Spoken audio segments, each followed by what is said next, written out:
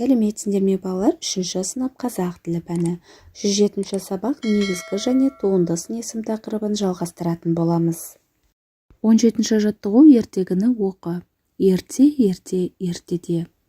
Бірнеше жыл бұрын су жоғалып кетіпті. Қарлығаштар шөлден қиналады. Ағаш қурап, гүлдер солып қалады. Шөлдеген торғай желден көмек сұрайды. Ал жел күнді көмекке шақырады. Күн өзендер мен көлдердегі суларды қатты қыздыра бастайды. Су буға айналып, аспанда бұлт пайда болады. Біраздан соң жаңбыр жауа бастайды. Жер беті жанданып сала береді. Ал енді балалар, төменде берілген тапсырмаларды орындайық. Ертегі бойынша бір-біріңе сұрақ қой. Бірінші сұрақ: шөлдеген торғай неден көмек сұрайды?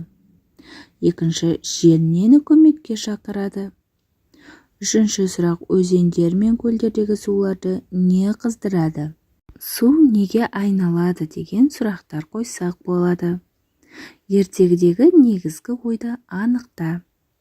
Балалар, ертегідегі негізгі ой сусыз тіршілік жоқ екенін түсіндіру, иә? Су болмаса не болатынын елестетіп көр, және оны айтып бер. Балалар, су болмаса тіршілік иелеріне өте қиын болады. Себебі барлығы судан тұрады, иә? Су болмаса адамдар, жан-жануарлар, құстар, жәндіктер барлығы шөлге шыдамайды.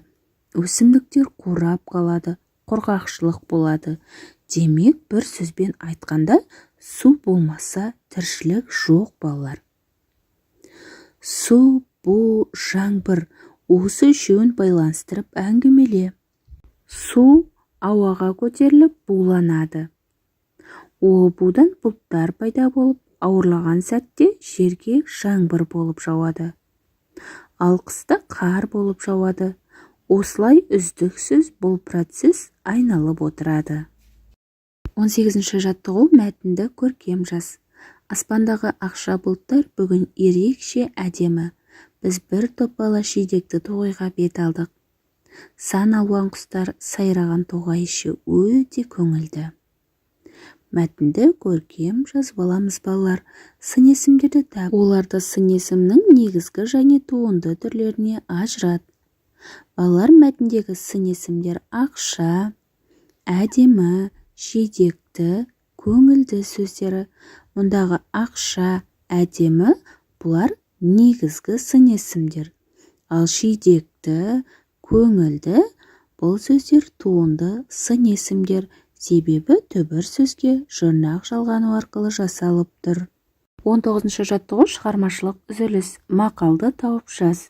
Мұнда балалар да буынынан бастап бағыт бойынша жүріп отырсақ, дария жанынан құдық қазба деген мақал шығады. 20-ші жаттығу ойлан тап. Кішкентай Дархан көрген нәрсесін айтып жеткізе алмай тұр. Ішкі үйге бір құс ұшып кіріп, қайта шығыпты. Дәл соған ұқсайтын құс Сәуле апайдың ауызғы үйіне ұя салыпты. Дарханның көргені қай құс? Көмекке кел, сипаттап көр. Мұнда балалар, Дарханның көрген құсы қарлығаш. Қарлығаш қанаты ұзын, жіңішке, құйрығы айыр құс. Бауыры ақшыл, арқасы қара. Қарлығаш адамның досы, жанашыры деп сипаттауымызға болады. Ал балалар, осымен бүгінгі сабағымыз аяқталды. Сендерге барлық тапсырмалар түсінікті болды деген ойдамын. Балалар, сабақты назар қойып тыңдағандарыңа көп рахмет. Егер де каналға тіркелмеген болсаңдар, осы видеоның төменгі жағындағы подписация батырмасын басып, каналға тіркеліп, лайк басып қолдап кетуді ұмытпаңдар. Келесі жаңа сабақта кездескенше сау болыңдар.